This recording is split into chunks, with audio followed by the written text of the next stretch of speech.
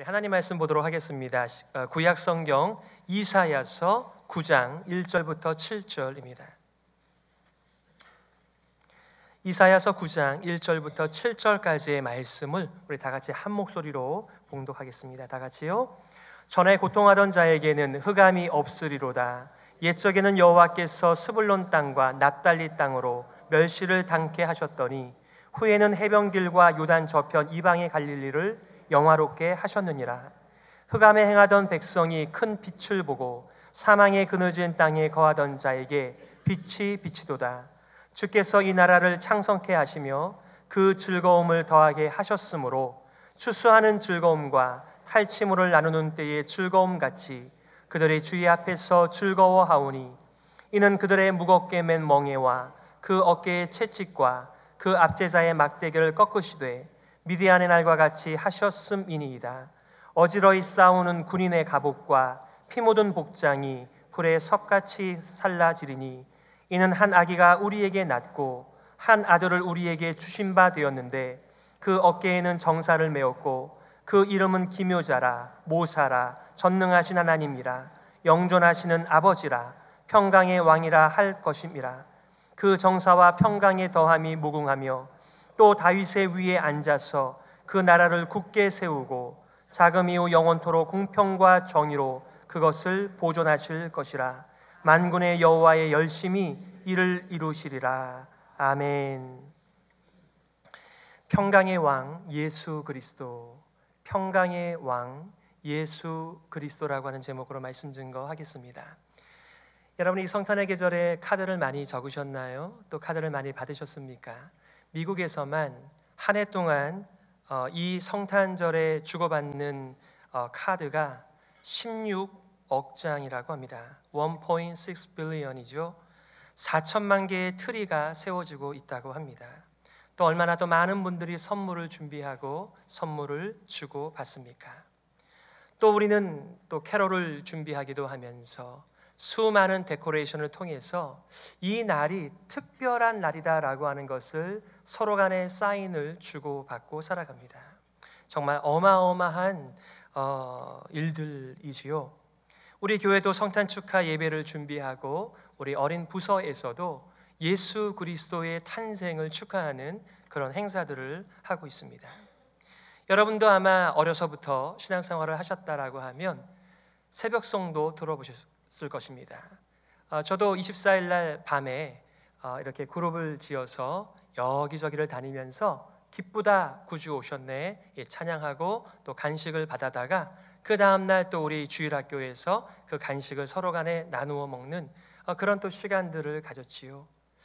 제가 오늘 여러분들과 함께 이 말씀을 나누면서 정말 성탄의 참된 의미를, 이 성탄의 계절에 이 많은 활동들 속에서 우리는 그 의미를 찾으며 하나님께서 이 땅에 방문하신, 이 땅을 찾아오신, 이 땅을 두드리시는 그 하나님의 방문께 온전한 반응을 하고 있는가, 이것을 나누고 싶은 것입니다. 오늘 본문의 말씀은 지난주와 좀 연결이 되어져 있습니다. 하나님께서는 전쟁의 공포와 두려움 가운데 살고 있는 이스라엘을, 유다 땅을 위로하시기 위하여 아하스 왕에게 선지자 이사야를 보냅니다. 여러분, 유다 왕 아하스는 유다 왕국의 12번째 왕이었습니다. 20살에 왕이 되어서 36세까지 16년을 통치했는데 그의 첫 번째 사역의 그 역사는 가장 거대한 우상을 섬기겠다라고 하는, 마음껏 우상을 섬길 수 있도록, 그것이 아스라가 됐던 바알이 됐던 아니면은 몰렉이 됐든지 간에 자신의 아들을 몰렉에게 제사로 제물로 바치면서 그렇게 하나님을 배역하는 일로 그의 정치를 시작했던 것입니다. 그의 믿음 없음 때문에 백성들이 곤란을 겪고 어려운 가운데 있었습니다. 도탄에 빠졌습니다. 그런데 하나님께서 이 땅을 구속하시겠다라고 약속의 표징을 구하라고 하였지만 그가 하나님을 시험하지 않겠노라고 말하면서 그의 마음의 불신앙을 감춘 채 그렇게 신앙이 있는 것처럼 그렇게 고백을 하지요. 하나님께서는 하나님을 믿지 못하여 하나님을 괴롭게 하고 인생들과 백성들을 괴롭게 하는 이 왕 앞에 하나님께서 친히 준비하신 징조, 구원의 역사 임마누엘이라고 하는 아기를 준비하셨던 것입니다. 약속의 땅을 초라하게 여기고 아수르의 유프라테스를 사모하는 그 왕 대신에 하나님께서는 친히 구원을 계획하시고 구원자를 준비하셨는데, 그것이 어디로부터 나왔는가? 오늘 본문의 말씀에서는 하나님의 열심이 이 구원의 계획과 구원자를 보내시게 되었다, 이렇게 말씀하고 있습니다. 오늘 본문의 말씀의 주요 핵심은, 키버스는 제가 6절로 잡았습니다. 6절을 중심으로 여러분들과 말씀을 전하기에 앞서서 1절부터 5절까지의 배경이 되는 말씀을 좀 더 나누고 싶은데요, 아마 여러분들께서 교독을 하시면서 혹은 봉독을 하시면서 이렇게 대조가 되는 두 그림을 보셨을 것입니다. 한 그림은 이런 그림입니다. 오늘날의 우리의 현실이죠. 고통스러운 현실, 흑암과 멸시와 사망과 절망과 멍해와 채찍과 막대기가 그득한 이 세상에 하나님의 통치를 벗어난 한켠의 모습을 봅니다. 이 일에 대하여 세상의 왕은 아무것도 할 수 있는 일이 없어요. 오히려 더 깊이 어둠과 절망으로 들어가는 일에 역할을 하였지요. 그런데 하나님께서는 그의 친히 열심을 가지고 한 구원자, 한 아기, 한 아들을 준비하셨는데, 그가 오시게 되면은 어떤 세상이 펼쳐진다고 말을 하고 있습니까? 영화, 큰 빛, 창성, 즐거움, 즐거움, 즐거움, 즐거움, 미디안의 날, 평화라고 말하고 있습니다. 이 세상의 지도자의 다스림 앞에서 신음하고 괴로워하던 인생들이 이 한 아기, 이 한 아들 메시아가 오심으로 말미암아 즐거운 비명이, 기쁨, 기쁨, 즐거움이 가득한 세상이 올 것이라고 하나님께서 약속해 주셨습니다. 여러분, 그날이 왔습니까? 여러분들에게 메시아의 통치가 있으신지요? 이 말씀과 대조의 그림을 보면서 세상에 이런 나라가 올 수 있겠는가? 이런 나라를 가져올 수 있는 그런 구원자, 그런 메시아, 그런 영웅이 세상에 어떻게 출현을 할 수 있겠는가? 이런 마음이 들지 않으셨습니까? 더군다나 오늘 6절에 나와 있는 것처럼 그 영웅은 다름 아닌 한 아기다, 한 아들이다 라고 말씀을 하고 있습니다. 여러분들도 자녀를 낳아 기르면서 여러분의 자녀를 볼 때 즐거우셨죠? 물론 고통 가운데, 큰 진통 가운데 이 아이를 얻었지만 그 아이의 생긴 모습을 보면서, 그 아이의 옹알이를 보면서, 그 아이의 자라감을 보면서 얼마나 많은 사람들이 함께 기뻐해 주었습니까? 보통 우리가 한 아기를 대할 때의 모습은 그런 것들이에요. 어떻게 그 아기 속에서 우리가 이런 놀라운 일, 세상을 뒤바꿀 일, 세상이 밝아지는 것을 그 아이에게 기대할 수가 있을까요? 너무 심하게 한 거 아니에요? 오늘 6절에 보니까 이렇게 말합니다. 이는 한 아기가 우리에게 낳고 한 아들을 우리에게 주신 바 되었는데 그 어깨에는 정사를 메었고 그 이름은 기묘자라, 모사라, 전능하신 하나님이라, 영존하시는 아버지라, 평강의 왕이라 할 것임이라, 이렇게 얘기했습니다.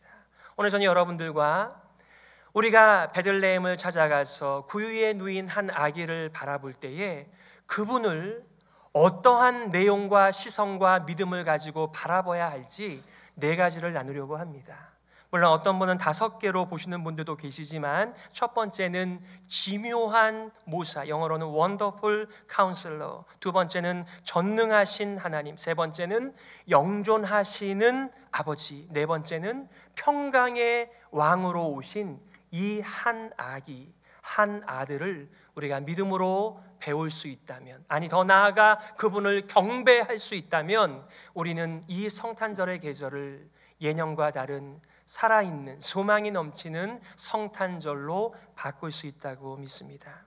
첫 번째는 이 한 아기는 누구입니까? 성경에서 Wonderful Counselor, 기묘한 모사다 이렇게 얘기했습니다. 정말 경이로우신 탁월하신 그런 상담가가 되셔서 우리의 모든 상처와 아픔을 다독거리시며 회복케 하여 주시는 이 기묘하신 모사가 그 베들레헴 구유에 누이신 한 아기라고 선지자 이사야는 예언을 하였던 것입니다. 보통 부모님들께서 돌잔치를 하면서 이렇게 돌제비라고 하죠. 여러 가지를 늘어놓고 이 아이가 무엇을 잡느냐, 혹은 이 아이에게 맡기지 않고 이 유도를 하면서 부모님이 원하는 것을 잡도록 그렇게 하시는 것도 간혹 봅니다만은, 여러분, 얼마나 많은 부모들이 자녀들을 볼 때에 기대를 합니까? 여러분, 이 절망스러운 세상 속에서 희망을 터뜨리기 위하여 이사야가 지금 없는 얘기를 꾸며서 그 메시아가, 그 아기가, 그 아들이 오면 새로운 세상이 열린다라고 이렇게 말씀하고 있는 것입니까? 아니지요. 이것은 하나님께서 절망 가운데, 어둠 가운데 살아가는 인생들에게 소망과 희망을 주시기 위하여, 밝은 빛을 주시기 위하여 하나님의 열심으로 준비하고 또 준비하신 구원의 계획이요, 구원자에 대한 진정한 살아있는 약속의 말씀입니다.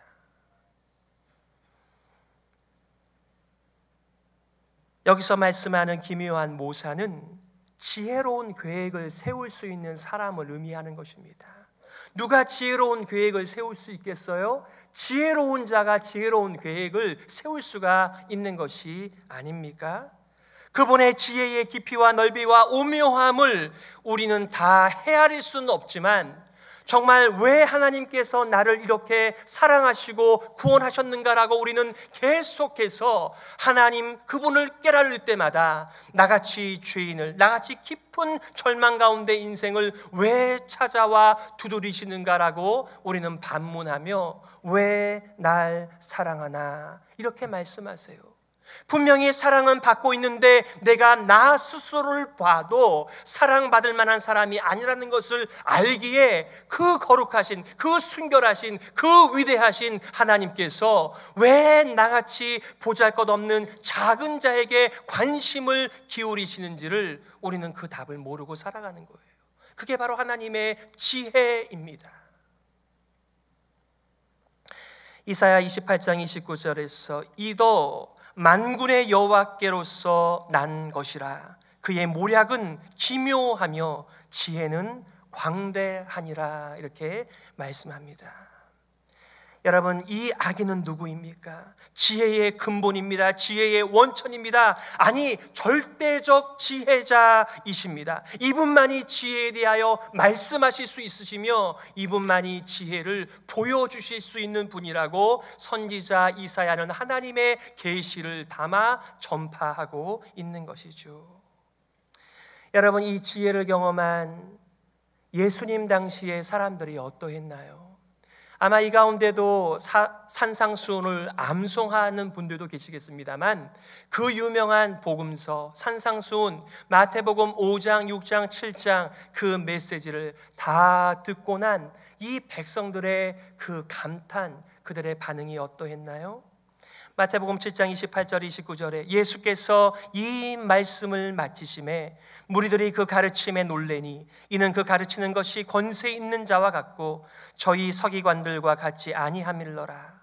여러분, 그 당시에 대표적인 지식인들, 대표적인 지혜자들, 모사의 대표들은 이 서기관들이었습니다. 인생이 풀리지 않아요. 잘 이해가 가지 않습니다. 하나님 말씀이 궁금해요. 그러면 이 서기관을 찾아가서 질문을 하였는데, 예수님의 선포, 예수님의 지혜의 가르침 앞에서 이 백성들이 꺼내놓은 탄성은, 그의 가르침은 서기관들의 가르침과 달랐다라고 말씀합니다.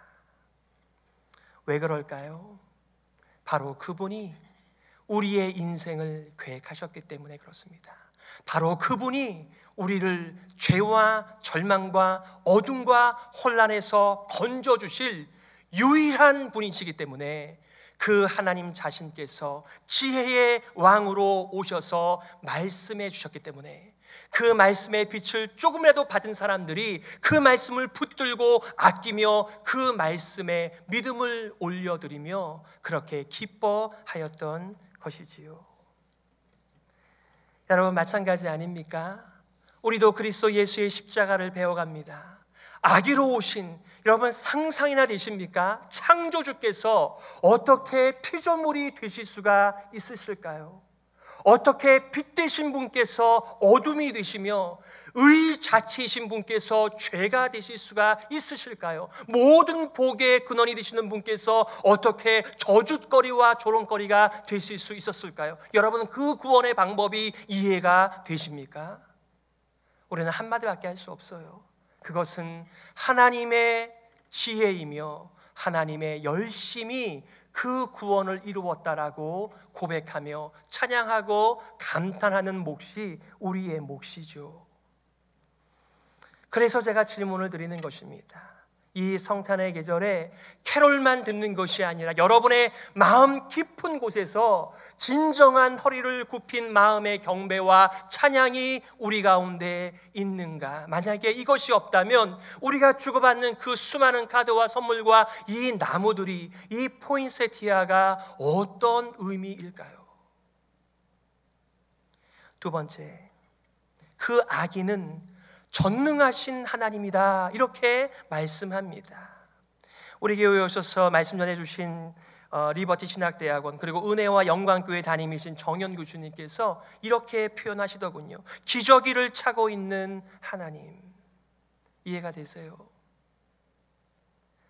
그는 창조주 하나님이십니다. 창조의 목적이십니다. 모든 만물을 붙들고 계시며 운영하시며 다스리시는 분이라고 말하지 않습니까? 골로새서 1장 이렇게 말합니다. 그는 보이지 아니하시는 하나님의 형상이요 모든 창조물보다 먼저 나신 자니 만물이 그에게서 창조되되 하늘과 땅에서 보이는 것들과 보이지 않는 것들과 혹은 보좌들이나 주관들이나 정사들이나 권세들이나 만물이 다 그로 말미암고 그를 위하여 창조되었고 또한 그가 만물보다 먼저 계시고 만물이 그 안에 함께 섰느니라. 우리는 이 예수 그리스도를 만나지 못하는 한 이 세상을 이해할 수가 없습니다. 보이는 것들도 이해하지 못하고 보이지 않는 것은 더더욱 이해할 수 없는 그런 인생을 살아갈 수밖에 없으나 이 전능하신 하나님께서 그 하늘을 이 땅에 가져오신 것이지요. 그래서 그 정영 목사님께서는 진정한 성탄의 참된 의미는 이 하나님의 성탄 사건의 신비, 베들레헴 아기 예수가 과연 전능하신 하나님, 이 전능하신 하나님의 방문을 받은 가장 찬란하며 위대하며 강력하며 아름다운 힘있는 사건 앞에서의 우리의 반응이라고 말하였습니다. 여러분들은 이런 성탄절을 맞이하고 계십니까?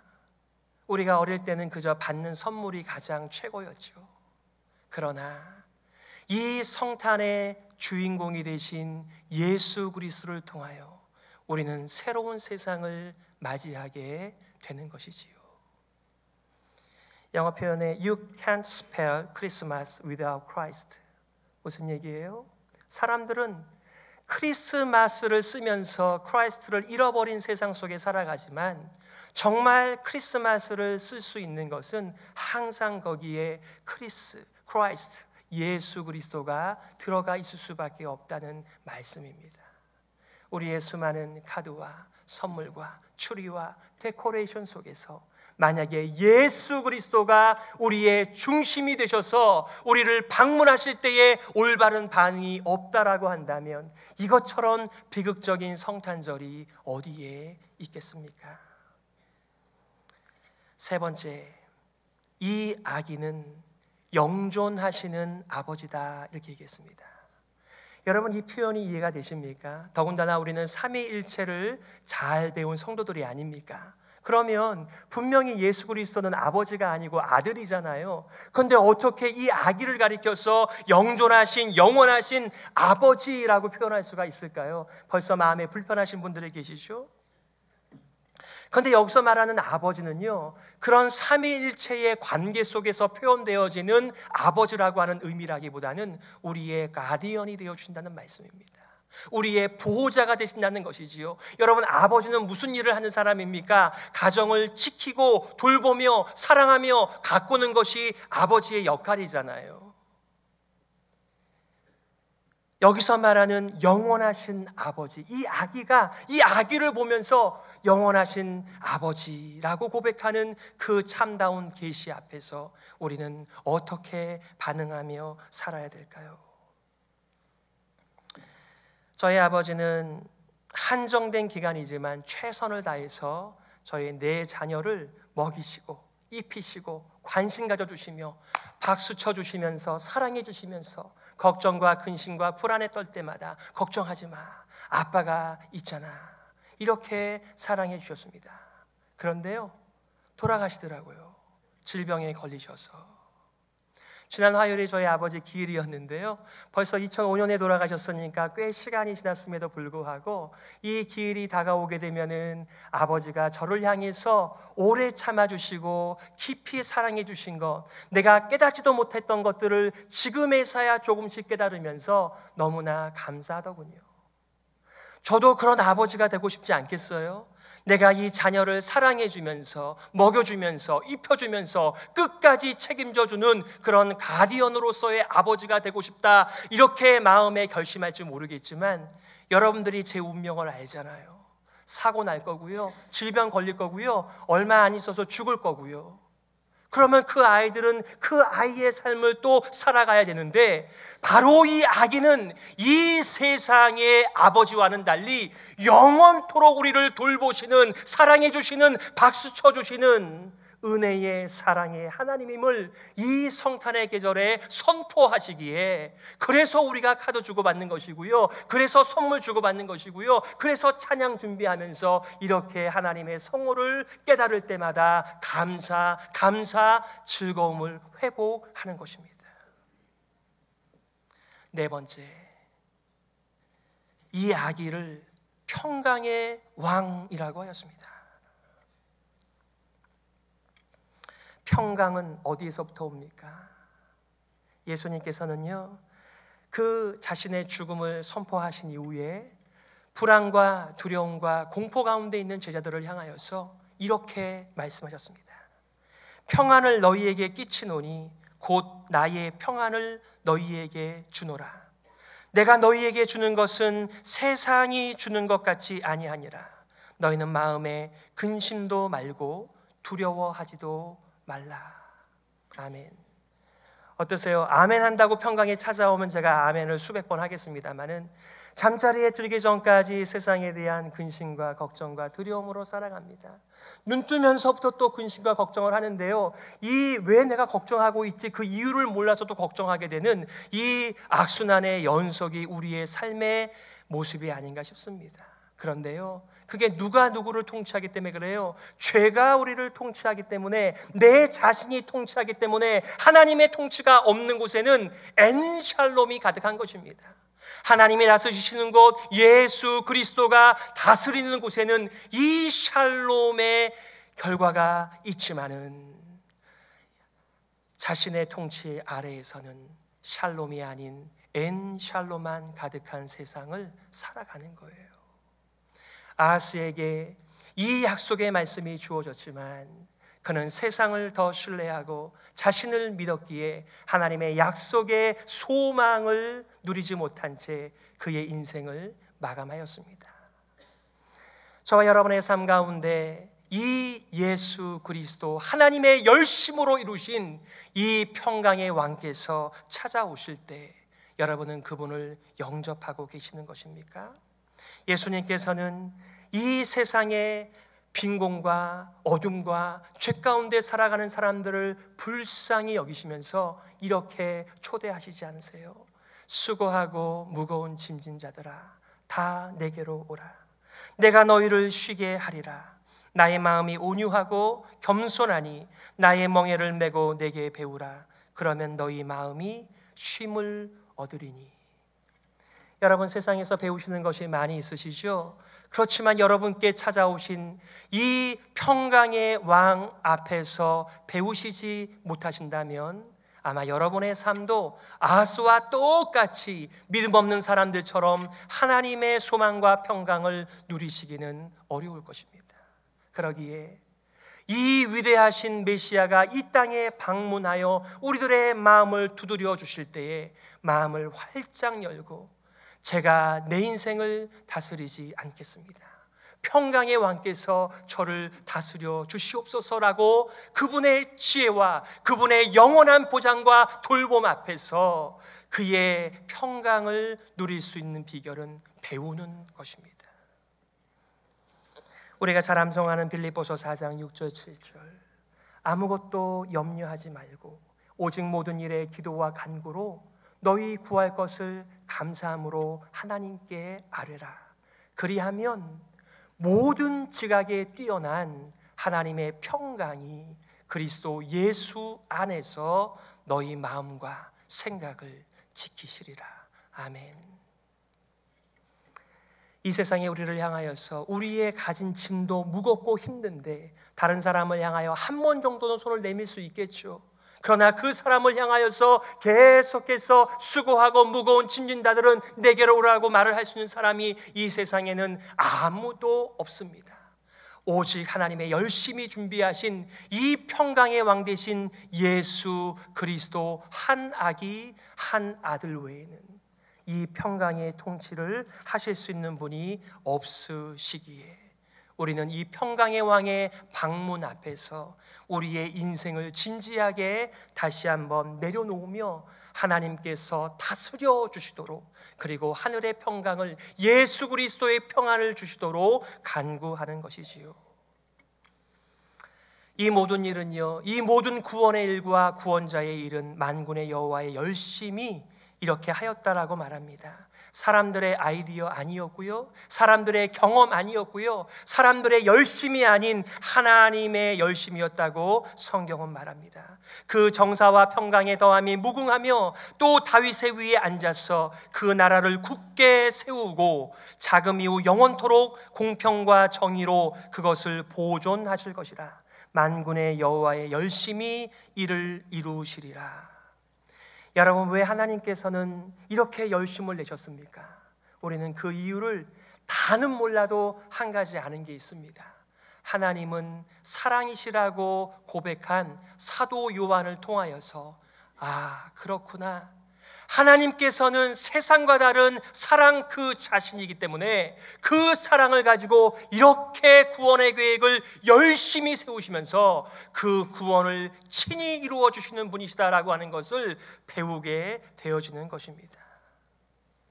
하나님의 사랑이 하나님의 약속을 주신 것이고 성취하신 것이며, 그러기에 2000년 전에 오신 예수 그리스도께서 다시 오실 우리의 구원자가 돼서 하나님의 완전한 구원 계획을 이루시고 우리 가운데 소망을 주시는 계절이 이 성탄절의 진정한 의미이겠죠. 말씀을 정리하면서 여러분, 하나님의 구원 계획은 우연히 된 게 아닙니다. 어쩌다 된 것이 아니에요. 완전한 지혜가 충만하신 하나님의 계획 속에 이루어져서 갈라디아서 4장 4절엔 이렇게 말하죠. 때가 참에 그 아들을 보내사라고 말씀하셨습니다. 우리는 인생을 대충 살아가면서 되는 대로 살아가는지 모르겠지만 우리를 창조하신 그 하나님께서는 지혜 자체인 그분께서 우리 구원의 계획을 세우시고 친히 그분의 열심을 가지고 우리의 구원을 이루시는, 절망 대신 소망을 주시는, 암흑 대신 큰 빛을 주시는 이 놀라운 평강의 왕의 방문을 여러분들께서는 올해 어떻게 받아들이시겠습니까? 이 신비스러운 사랑의 사건 앞에 저와 여러분들은 어떻게 반응하는 것이 마땅할까요? 저는요, 이렇게 전도를 하고 즉석 양육을 하면서 항상 점검하는 것이 마음의 문을 열고 예수님을 모셔드리라, 이렇게 부탁을 하지요. 그런데 가만히 제 인생을 보니까 예수님을 한 번만 모시는 게 아니더군요. 예수님을 분명히 제가 모셨습니다만 또 마음의 문을 열고 우리의 인생을 두드리시는 그 음성을 듣고 저는 평강의 다스림이 필요한 인생입니다. 하나님께서 그 사랑과 긍휼과 그 놀라운 지혜로서 저를 만나 주시기를 원합니다 라고 하는 또 다른 영접을 계속해서 하며 살아가는 것이 저의 믿음의 여정이라고 믿습니다.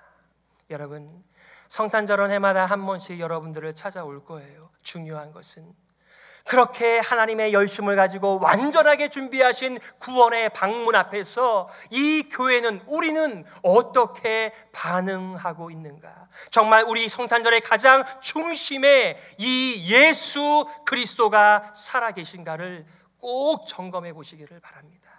그리고 그 예수 그리스도께서 여러분의 인생과 삶의 중심에 계시지 않는다라고 한다면 여러분들께서 이 복잡한 세상에서 잠시 시간을 내어 아무도 방해하지 않는 자리에서 이 위대한 창조주의, 이 위대한 지혜와 평강의 왕이 되시는 영원한 아버지를 만나는 시간을 꼭 가져보시기를 바랍니다.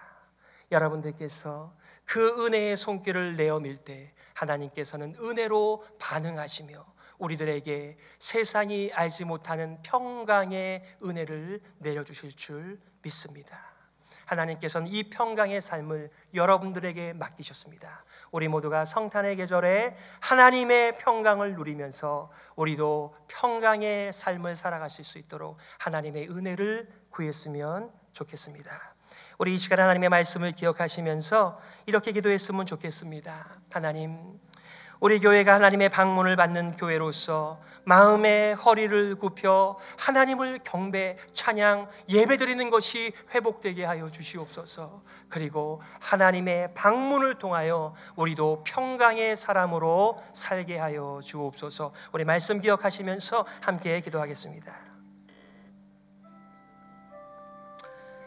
하나님 아버지, 은혜를 감사합니다. 우리의 눈을 열어주시고 예수 그리스도 이 한 아기가 하나님이심을 고백하고 찬양하고 경배하는 진정한 예배와 경배의 회복이 이 성탄의 계절에 있게 하여 주시옵소서. 더 이상 세상의 소망을 아버지 구하지 않게 하여 주시며 주의 은혜가 이곳에 임하게 하여 주시옵소서. 하나님 아버지, 참 감사합니다. 주의 신실하심과 사랑과 은혜와 또 하나님의 방문을 찬양합니다. 경배합니다. 주님을 만나는 성탄의 계절이 되게 하여 주시옵소서.